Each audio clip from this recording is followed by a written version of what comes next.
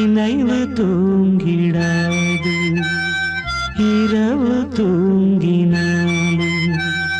உறவு தூங்கிடாது இது ஒரு தொடர்கதை தினம் தினம்